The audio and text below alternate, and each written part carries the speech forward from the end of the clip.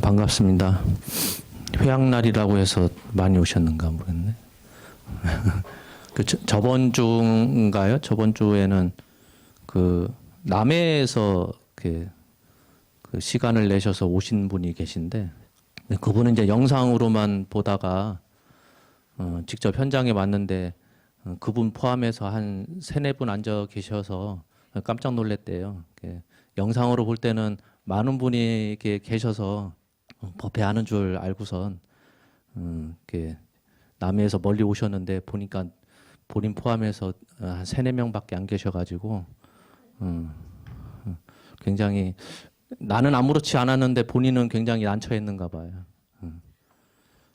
아니 그 옛날에도 저 영상을 이제 찍고 할 때 아무도 없는 상태에서도 뭐 찍긴 했었는데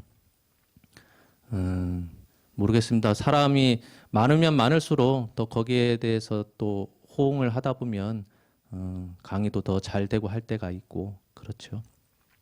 어찌어찌 하다 보니까 이제 오늘 마지막으로 해서 금강경을 해 마치는 자리가 됐습니다.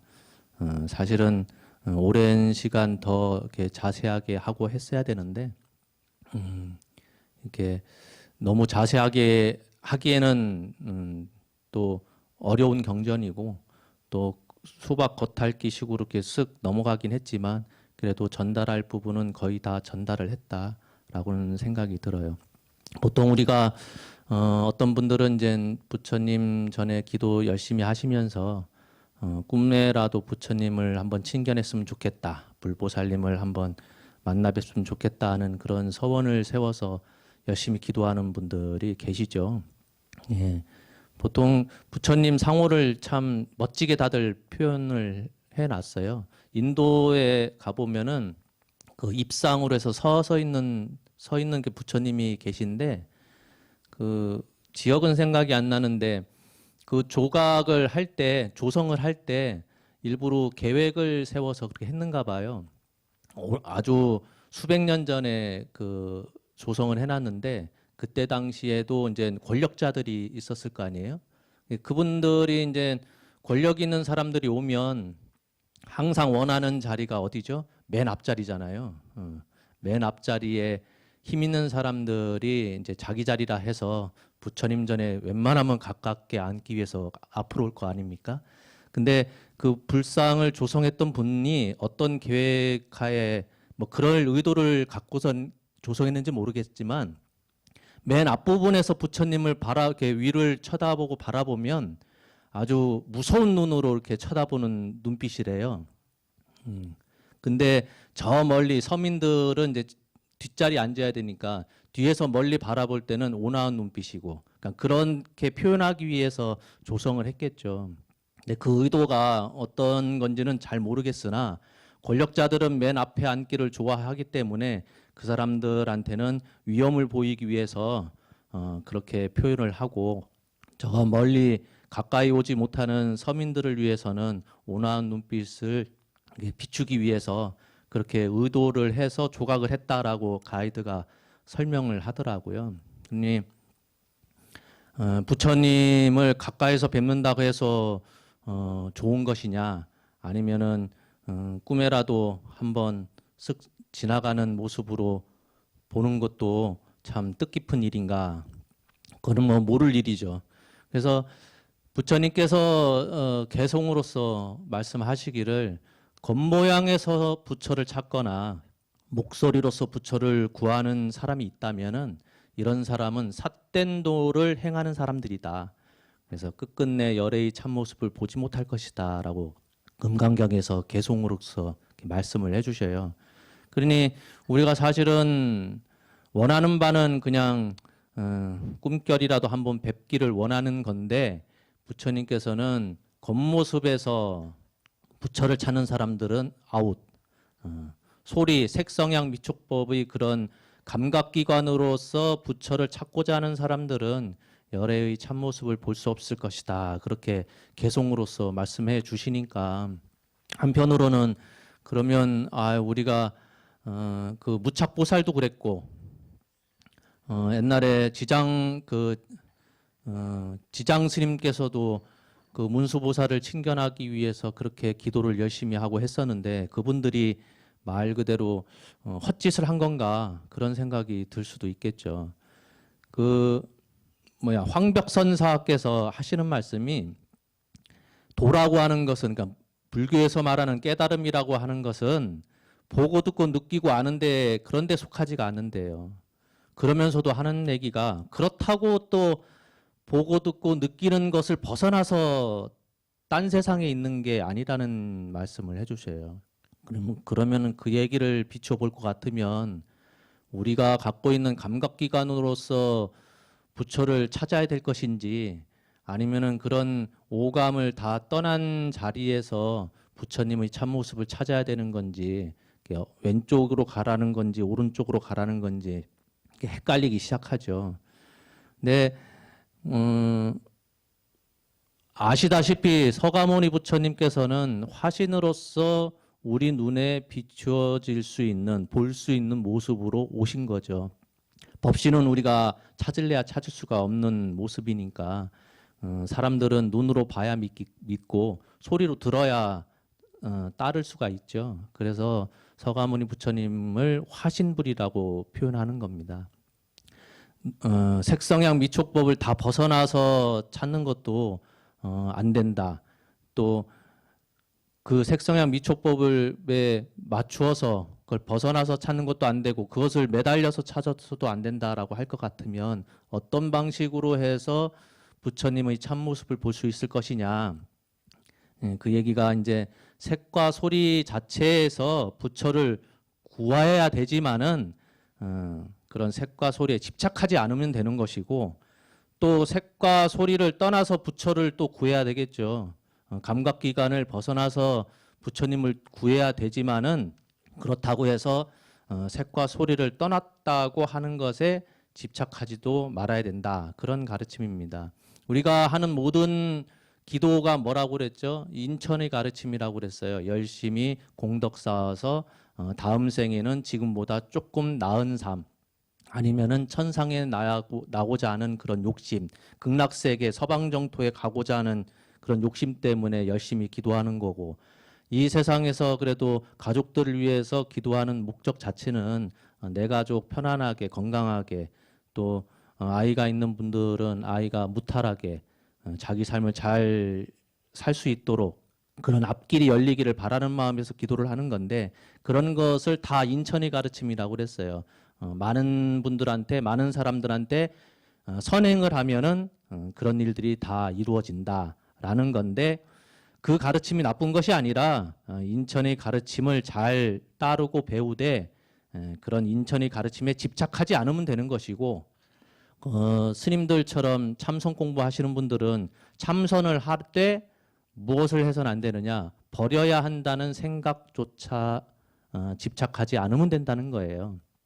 항상 그 명상이나 참선을 할 때 머릿속에서 생각이 떠오르면은 그 떠오르는 생각을 빨리빨리 버려야 되는데 중요한 것은 잡생각이 일어날 때마다 버리려고 애는 쓰는데 마지막에 끝내 버리지 못하는 게 빨리 버려야 되겠다라는 생각을 끝끝내 잘 못 버린다는 겁니다. 그러니 내가 무엇을 성취했을 때도 성취했다라는 마지막 그 생각을 버려야 되는데 그게 잘 안 되는 거죠. 그래서 항상 그 부처님께서 하시는 말씀이 마지막으로 하시는 말씀이 그거예요. 여여부동해라. 항상 평상심을 갖고선 흔들리지 않으면 된다라는 게 이 금강경에서의 마지막 가르침이죠. 우리가 팔풍에 휘둘리기 때문에 이 세상이 참 괴로운 건데 그 팔풍은 여러 번 제가 설명했을 겁니다. 좋은 거 네 가지, 나쁜 거 네 가지. 참는 것에 나쁜 거 참는 것은 일리가 있겠지만은 나한테 이득이 되는 네 가지도 다 참아내야 된다고 했어요. 그 이유가 우리가 기쁜 일 있을 때 너무나 들떠가지고 기뻐할 필요 없다고 얘기했죠. 명예는 조물주도 거부한다고 그랬습니다. 하늘에 계신 하느님조차도 명예를 지어준다고 그러면은 싫다고 거부한다고 그랬어요. 왜냐하면은 자기 그릇에 벗어나는 복은 하늘이 덜어내고 나한테 부족한 것은 하늘이 다시 채워준다고 그랬어요. 자기가 갖고 있는 그릇만 온전하면 필요할 때 하늘이 그 그릇 안에 필요한 것들 다 채워준다고 그랬습니다. 근데 그 그릇을 벗어나서 갑자기 좋은 행운이 온다든가 나는 복덕이라고 생각하고선 좋은 일들이 막 일어났을 때 너무 기뻐할 필요 없다고 그랬습니다. 왜? 넘쳐나는 것은 다 하늘이 다시 덜어낸다고 그랬거든요. 그래서 팔품 가운데 네 가지가 참 좋은 건데도 불구하고 그것도 잘 참아내는 것, 그것이 진정한 인욕 바람이라고 했죠. 그래서 하시는 말씀이 항상 여여하여 움직이지 않아야 된다. 뭐가 내 마음이 그렇게 흔들리지 말아야 된다는 거죠. 세상을 바라보는데 내가 왜 흔들리지 말아야 되느냐? 마지막 개송으로서 부처님께서 말씀하시기를 온갖 유의법, 우리 현상에서 일어나는 온갖 일들이 뭐 같다? 꿈 같고 그림자 같고 꼭두각시 같고 거품 같고 이슬 같고 번개 같기 때문에 그러한 줄 알고 그렇게 관찰해서 살라는 거예요. 세상사 일들이 온갖 일들이 많이 벌어지지만 그게 좋은 거 나쁜 거 뒤섞여서 나한테 막 다가올 때도 세상 바라보기를 뭐같이 바라봐야 되느냐. 꿈 같구나, 그림자 같구나, 꼭두각시 같구나, 거품 같구나, 이슬 같구나, 번개 같구나, 그렇게 알아야 된다는 거예요. 근데 그게 잘 되지가 않죠. 우리가 생각하기에 세상이 아무리 모든 것들이 다 허무하다고 하지만은 그래도 우리가 욕심을 내면 탐내면 얻어지는 것들이 있죠. 얻어지는 것도 있어요. 그러니 다 허무하다고 하지만은 내가 욕심내 가지고 이것 정도는 좀 가졌으면 좋겠다, 이루었으면 좋겠다라고 애를 쓰고 욕심을 내면 얻어지는 것이 있는데 왜 그러시느냐라고 의문을 낼 수가 있는데 그렇다 하더라도 다 꿈 같다. 현실 세계에 벌어지는 일이 우리는 현실이라고 생각하지만 부처님이 바라볼 때는 다 꿈속에서 일어나는 거다. 그러니 실체가 없다라는 뜻이겠죠. 또 한편으로 생각하기에 세상사가 모두 꿈 같다고 하지만은 실제로 우리가 누리고 있죠. 지금 겨울이라고 하는데 봄 날씨처럼 따뜻하고 또 더울 때는 시원한 바람이 불면 또 시원해서 기분도 좋아지고 세상사가 모두 다 꿈속에서 벌어지는 꿈 같다고 하지만은 실제로 내가 누리고 있지 않은가 하니 꼭두각시 같다. 내가 주인공이 아니라 내가 지은 업에 의해서 내가 휘둘리고 있다. 그래서 꼭두각시 같다라는 표현을 쓴 거예요. 세상사가 비록 꼭두각시처럼 놀아나는 것 같지만은 순간이나마 그래도 즐거움이 있지 않느냐. 맨날 괴로움 속에 있다 하지만은 어느 순간 그래도 나한테 행복이 있고 기쁨이 있고 쾌감이 있지 않은가라고 하니까 다 거품 같다. 근사해 보이는 실체가 있는 그 모습을 띠고 있는 것 같지만 바늘로 찔르면 펑 터져버리는 거품 같다는 거예요. 세상사가 비록 거품 같지만 그렇게라도 누리고 싶다라는 분들이 있죠. 잠깐이나마 거품이라 할지라도 멋진 삶을 잠깐이라도 살아보고 싶다라는 분들이 있을 거예요. 그러니 그런 분들한테 하는 얘기가 그림자 같다. 원인과 결과의 법칙이 분명하기 때문에 내가 지금 즐거움을 누리는 듯 하지만은 내가 지은 업에 의해서 그 과보는 분명하기 때문에 잠깐 지나가는 그림자는 실체가 아니죠. 그림자는 그림자일 뿐이고 그림자는 무엇에 따라가는 거죠? 본래 갖고 있는 실체에 따라가는 그 가식적인 거짓으로 생겨난 모습이죠. 실체가 없는 거니까. 그래서 내가 지은 업에 의해서 딸려가는 그런 그림자 같다는 얘기입니다. 비록 그림자 같지만은 그래도 우리가 태어나서 죽는 순간까지 잘 연명하면은 누구는 80세, 100세까지도 장수하고 한다는데 그림자 같다 하지만 일정한 수명이 있지 않느냐. 그 수명 동안에는 그래도 내가 삶을 좀 영위할 수 있으니까 그렇게라도 살고 싶다라는 분들이 있을까봐 뭐라고 얘기를 했느냐, 이슬 같다. 잠시 아침에 맺혀 있는 이슬이 해만 뜨면은 언제든지 사라지는 것처럼 우리가 수명을 갖고서 살고 있는 중생이다 하지만은 사실 비교를 해보면 그 우리가 살고 있는 세상에서도 인간보다 더 수명 긴 거 많죠.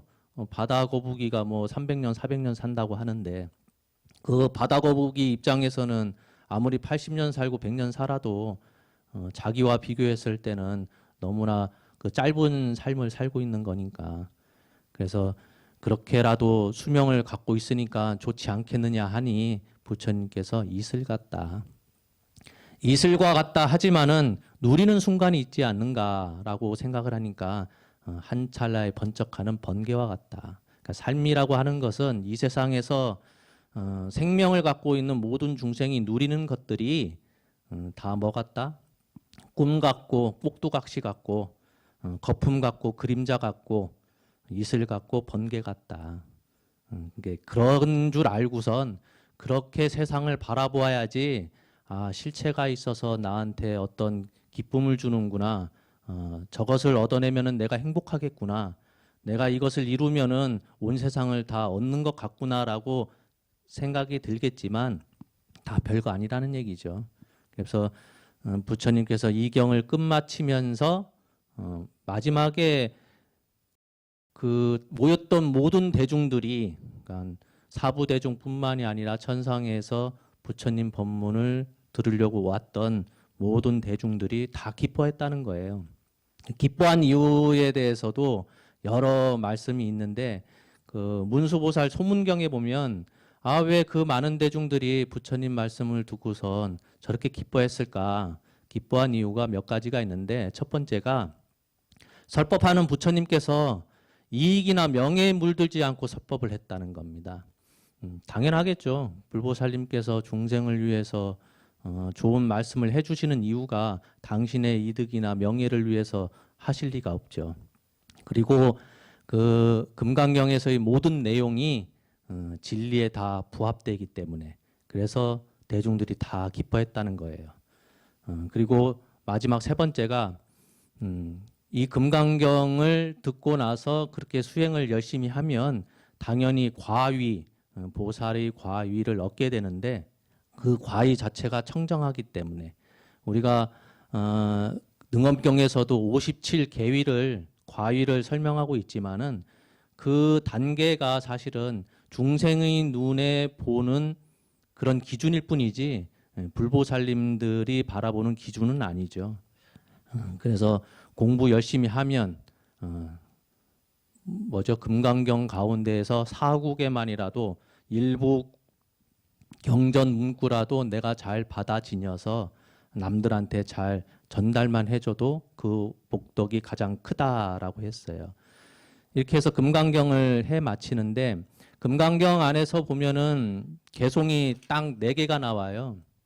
중간중간에 해서 그 기억하실런지 모르겠지만은 첫 번째 개송이 뭐 범소유상, 계시여망, 약견재상, 비상, 즉견열애. 그러니까 온갖 겉모양은 모두가 허망하니까 모든 모양이 모양 아닌 줄 알 때야 바로 열애를 볼 수 있다. 두 번째가 색에 머물러서 마음을 내지도 말고 성향 미촉법에 머물러서 마음을 내지도 말아야 하나니 아무 데도 머무는 데 없이 그 마음을 내야 된다라는 게 두 번째 개송이었죠. 그다음에 오늘 했던 내용 가운데 세 번째, 네 번째 개송이 있습니다. 겉모양에서 부처를 찾거나 목소리로서 부처를 구한다면 이 사람은 삿된 도를 행하는 사람이기 때문에 끝끝내 열애를 보지 못하리라라는 게 세 번째 개송이었고 네 번째 마지막 개송이 뭐였죠? 우리가 알고 있는 온갖 유의법이라고 하는 것은 꿈 같고 그림자 같고 꼭두각시 같고 거품 같고 이슬 같고 번개 같으니까 그렇게 그런 줄 알고 관찰해라. 이러한 것이라고 관찰해야 된다라는 게 네 번째 개송이었어요. 그러면 금강경 내용 전체를 보면 사실 이 개송 4가지로 다 설명이 끝난 겁니다. 그것을 자세하게 좀 설명하다 보니까 이 말 저 말 해서 부처님께서 많은 말씀을 해주셨는데 그것을 딱 축약하면 금강경에서 제시하고 있는 이 네 개의 개송으로 다 모든 내용이 다 포함되어 있어요. 그러면서 이것을 또 정리를 해보면 딱 세 단계입니다. 첫 번째가 뭐냐면 우리가 기도를 열심히 해서 무언가를 얻었을 때 얻는 것까지는 뭐라 못하겠는데 얻었다는 그런 그 생각 좀 내지 마라. 그런 착각 좀 하지 말라는 거예요. 내가 공부 열심히 해서 어떤 지위에 올랐든 어떤 물건이 돼서 획득을 했든 다른 사람들의 무슨 존경을 받든 공경을 받든 다 괜찮은데 중요한 것은 내가 그런 자리에 올랐구나라는 생각을 내선 안 된다는 게 첫 번째 가르침이에요. 그러니까 안욕따라 삼약 삼보리 깨달음을 얻었다 하더라도 얻었다는 생각이 없어야 된다.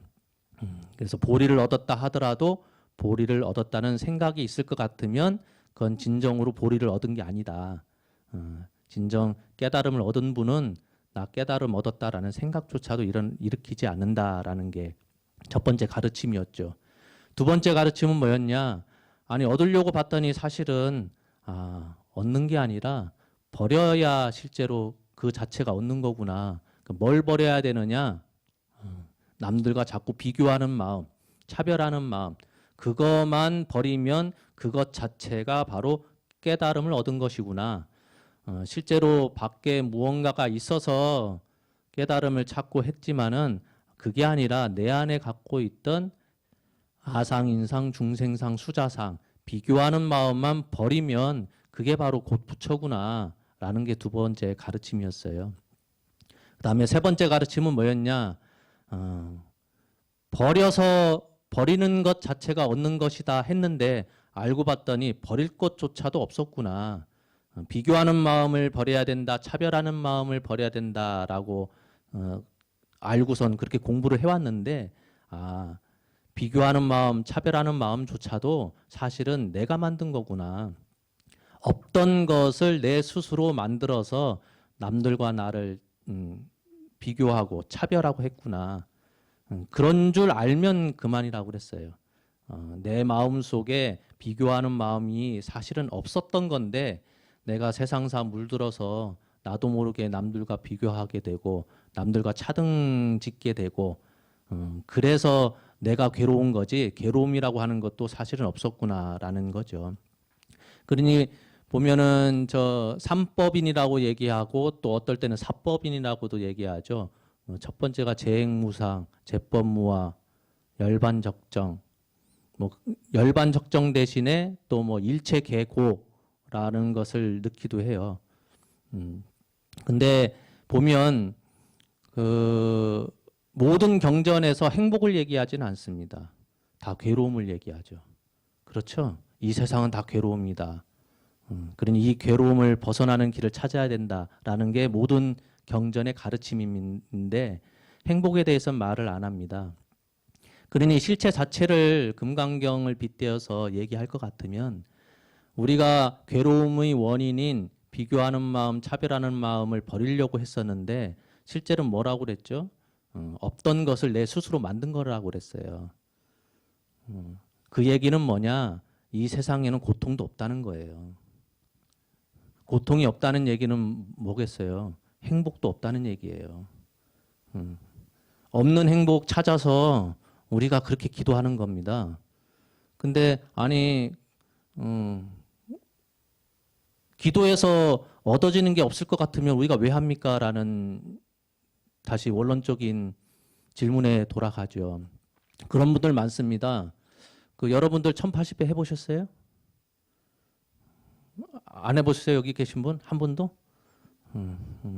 해보신 분 그래도 한 분 계시네. 해보면 처음에 시도를 할 때는 내가 이거 할 수 있을까? 몸이 아프면 어떨까? 뭐 그런 생각이 들더라도 여러 사람들과 같이 하다 보면 그냥 묻어서 혼자서는 참 힘들어요. 의지가 약한 분들은 이거 내가 괜히 시작했네. 그런 생각 들고 날 잘 맞춰서 더운 여름이 아니라 시원한 날에 했어야 되는데 그런 생각 들죠. 근데 하고 나면 딴 거 다 필요 없고 세상이 달라 보여요. 그 1080배 하기 전과 1080배 하고 난 나의 모습은 전혀 다른 것처럼 보여져요. 그래서 세상이 달라 보인다라는 게 가장 좋은 표현일 거예요. 근데 그게 며칠 가죠? 한 2, 3일밖에 안 가요. 하고 나면은 참, 내가 못할 줄 알았는데 했으니까, 내 자신에 대해서도 약간 뿌듯함이 있고, 칭찬해주고 싶고, 또 한편으로, 뭐든지 할 수 있고, 이 정도까지 내가 견뎌냈는데, 다른 웬만한 것들은 내가 다 참아낼 수 있겠구나라는 자신감도 생기고 하죠. 시간이 지나면은 한 3, 4일 지나면 이제 끝이에요, 그것도. 근데 어떤 분이 묻습니다. 그런 분들 많죠. 스님 108배 하면 뭐가 좋아요? 뭐 1080배 하면 뭐가 좋아요? 질문하시는 분들이 있어요. 그런 분들한테는 저는 딱 한마디 해줍니다. 하고 나서 질문하세요. 해보고 나서 그때 가서 이제 질문을 해보세요. 그렇게 얘기를 해요. 보통 그거와 똑같아요. 로또 복권 당첨하게 해달라고 기도는 무지하게 열심히 하는데 로또 복권을 산 적이 없어. 일단 사놓고선 부처님 방석 밑에 몰래 숨겨놓고선 절을 하든 기도를 하든 당첨하게 해달라고 기도를 해야지.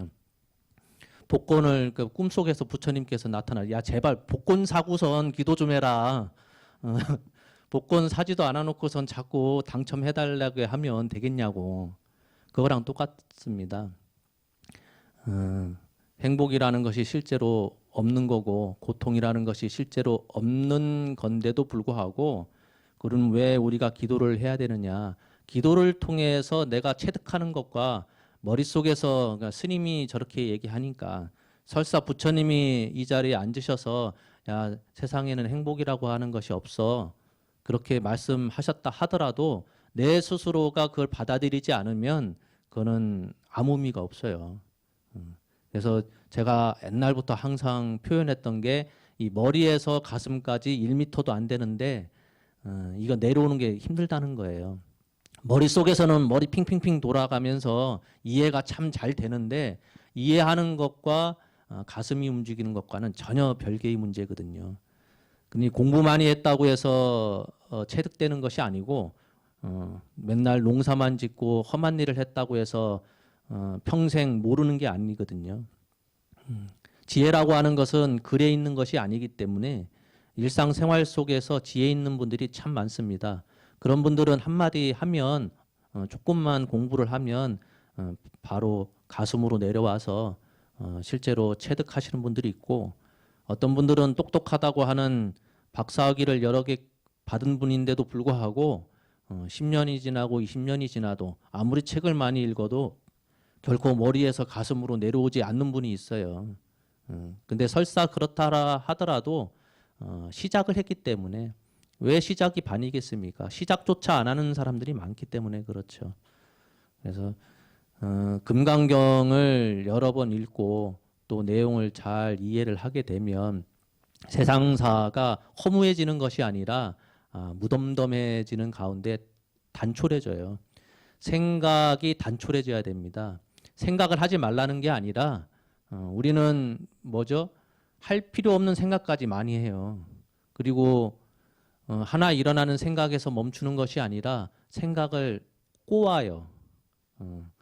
있는 그대로 보는 게 아니라 그 보고 나서 그 이면에 없던 생각을 만들어서 덧칠을 많이 하거든요.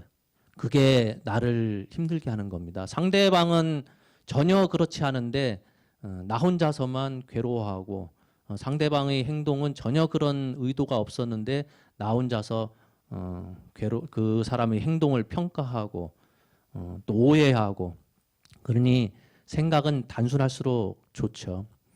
그래서 사실 경전을 많이 읽으면 읽을수록 삶이 단촐해지면서 생각이 점점점 없어져야 되는데 공부 잘못하면은 이제 허무주의, 모든 게 다 허무하구나 그런 엉뚱한 생각이 일어날 때가 많죠. 공부를 잘못한 분들이 그래요. 결코 부처님은 허무주의에 빠지라고 그렇게 많은 말씀하신 게 아니거든요. 그래서 경전을 그 강의한다는 것이 어떨 때는 굉장히 좀 난처한 일이 많을 때가 있어요. 그래서 이렇게 해서 금강경 강의를 해 마쳤습니다. 보통 그 강당에서는 이제 경전 하나 마치면 책거리라고 해서 그 핑계로 저 밖에 이제 외출을 해요. 보통 외출 금지거든요. 외출 금지인데 책거리 했다는 핑계로 이제 단체로 봉고차 빌려가지고 저 성지순례 가요. 성지순례. 맨날 같은 사찰에 안에 있으니까 답답하잖아요.